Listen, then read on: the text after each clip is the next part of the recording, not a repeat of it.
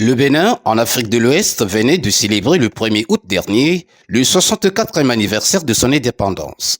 Et la communauté béninoise résidant dans les départements de Pointe-Noire et Yékouilou n'a pas dérogé à la règle, celle de participer activement aux festivités marquant cette fête nationale, avec en prime plusieurs manifestations culturelles organisées au stade Kokolo-Koupa du nom de l'ancien footballeur et arbitre congolais.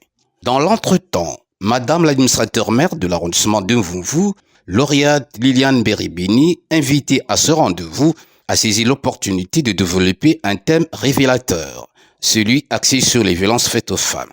Une autre façon de rappeler à la gente féminine africaine son combat permanent, celui de rentrer en possession de ses droits légitimes reconnus par le législateur. Cette loi, vous devez en profiter à fond.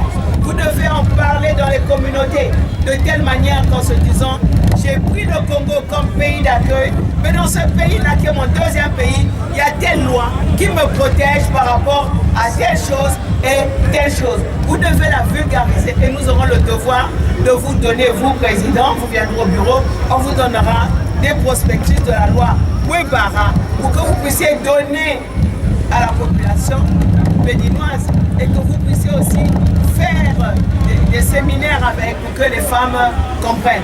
Mais ils ont besoin aussi de parler. Une personne qui est malmenée chez elle, si elle ne le dit pas, qui saura qu'elle est malmenée? Il faut en parler. Dans ce traditionnel chant et passage des revenants par ici, hymne national béninois repris en dialecte du terroir, présentation des jeunes footballeurs béninois par là, voilà qui a traduit l'esprit patriotique des Béninois vivant dans les départements de Pointe-Noire et du Culot. J'ai parcouru l'Afrique centrale. Je suis parti au Centrafrique. Je suis parti au Gabon. Je connais le Tchad. Je connais le Cameroun. Mais tous ces pays, je ne vois pas un pays comme le Congo-Brazzaville.